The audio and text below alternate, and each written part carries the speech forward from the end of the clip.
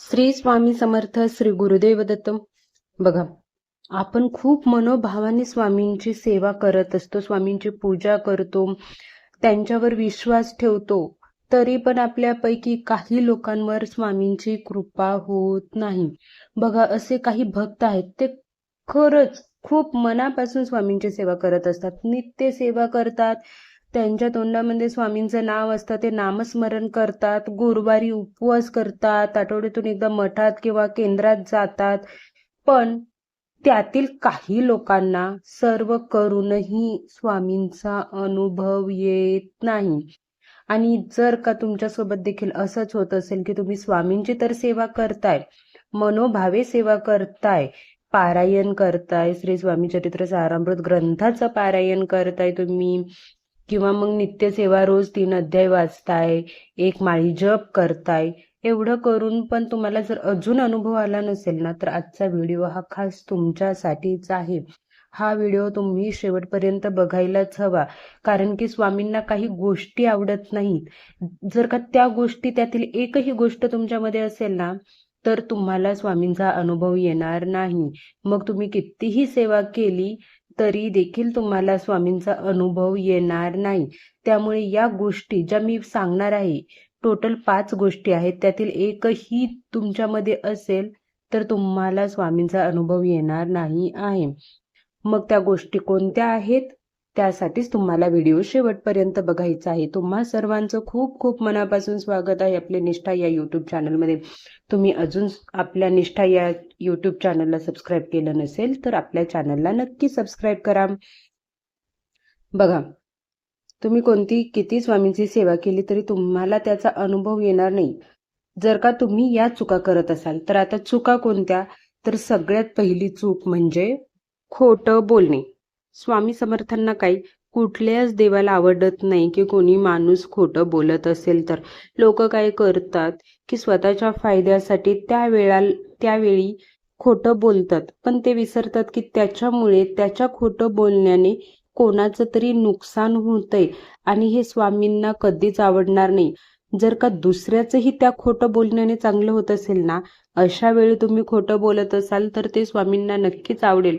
पण स्वतःच्या फायद्यासाठी तुम्ही खोटं बोलत असाल ना, तर ते अजिबात आवडणार नाही. आणि स्वामी नेहमी सांगतात, सत्याचा मार्ग जरी कठीण असला ना, तरी तोच मार्ग खरा आहे. त्यामुळे आजपासूनच सत्य बोलण्याचा संकल्प करा.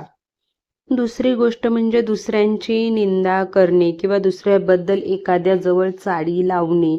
म्हणतो ना आपण की याचं त्याच्याकडे करणं, त्याचं याच्याकडे करणं, हे सगळं देखील तुम्हाला बंद करायचं आहे. आपल्यापैकी भरपूर लोकांना आणि खास करून बायकांना तर खूपच आदत असते, बसलं की कोणाचा तरी कुटाणा करत बसतात. याचं असं झालं, त्याचं तसं झालं, ही अशी बोलली, ती तशी बोलली, आणि याच्यामुळे त्या स्त्रीबद्दल कोणामध्ये तरी गैरसमज निर्माण होतो. त्यामुळे कोणाबद्दलही, कोणाच्या आयुष्याबद्दल, कोण काय करतं, कोणाचं घर कसं आहे, कोणत्याच गोष्टीबद्दल तुम्हाला कोणाजवळ बोलायचं नाही आहे.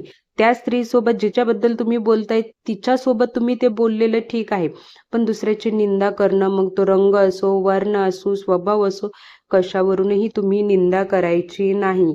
हे स्वामींना अजिबात आवडत नाही. आणि खरं सांगू, जो कोणी निंदा करतो ना, त्याचं मन देखील शांत राहत नाही. दुसऱ्यावर टीका करणारा माणूस स्वतःच्या आयुष्याकडे लक्ष देत नाही.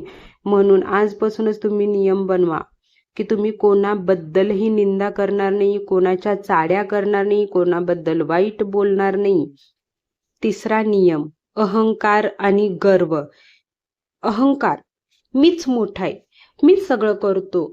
आता घरामध्ये एखादा पुरुष, खूप घरामध्ये ना पुरुषांमध्ये खूप जास्त अहंकार असतो, की म्हणजे ते जॉब करत असतील किंवा ते घरात कमवून आणून देत असतील ना, तर ते म्हणजे घरातले प्रत्येक पुरुष असे असतात असं मी अजिबात म्हणत नाही. पण काही पुरुषांना अहंकार असतो की माझ्या जीवावर तुम्ही बसून खाताय, मी आहे म्हणून तुम्ही सगळं घरात तुम्हाला आयतं मिळतंय. हा अहंकार बाळगायचा नाही. त्यासोबतच आजूबाजूला एखादा म्हणजे तुमच्यापेक्षा कमी पगार असेल किंवा तुमच्यापेक्षा कमी इन्कम असेल, त्याच्यासोबत तुम्ही तुलना करायची नाही आहे.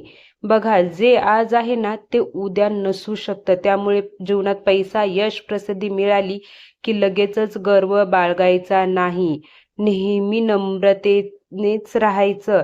जो माणूस नम्र असतो त्याच्यावर स्वामींची कृपा नक्की होणार आहे. त्यामुळे अहंकार, गर्व तुमच्यात असेल तर तो देखील तुम्हाला सोडून द्यायचा आहे. आता चौथी गोष्ट, मला माहितीये तुम्ही स्वामी भक्त आहात. ही गोष्ट तुमच्याकडून होत नसेल तरी देखील जर का म्हणजे 1% लोक 100 पैकी एकाकडून जरी होत असेल तरी त्यांना मी सांगू इच्छिते की आई वडिलांचा आदर करायचा आहे. आई वडिलांचा अपमान करायचा नाही आहे. जर का तुम्ही सेवा करताय पण आई वडिलांचा आदर करत नसाल ना तर स्वामी तुमच्यावर कधीच प्रसन्न होणार नाही आहेत.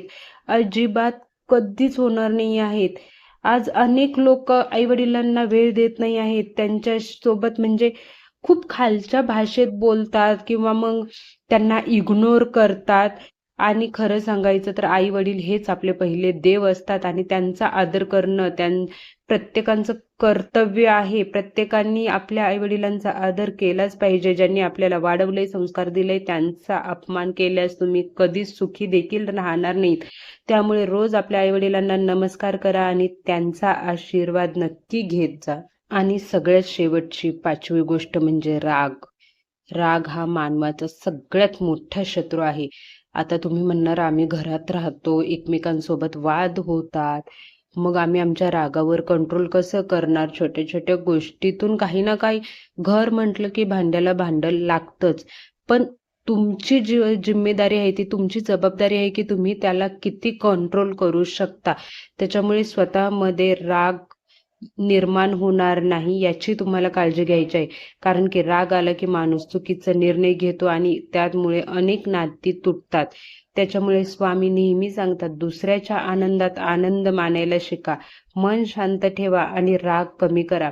जर का या 5 गोष्टीचं तुम्ही पालन केलं ना तर बघा तुमची कोणतीही सेवा नक्की सफल होईल. त्यामुळे आजपासूनच निश्चय करा, संकल्प करा की मी या 5 गोष्टी माझ्यामध्ये अहंकार, राग येऊ देणार नाही, दुसऱ्यांबद्दल निंदा करणार नाही, आई वडिलांचा अपमान करणार नाही. या गोष्टींची जर का तुम्ही काळजी घेतली ना तर नक्कीच स्वामी तुमच्यावर प्रसन्न होतील. आजचा व्हिडिओ तुम्हाला आवडला असेल तर व्हिडिओला नक्की लाईक करून कमेंटमध्ये श्री स्वामी समर्थ लिहा.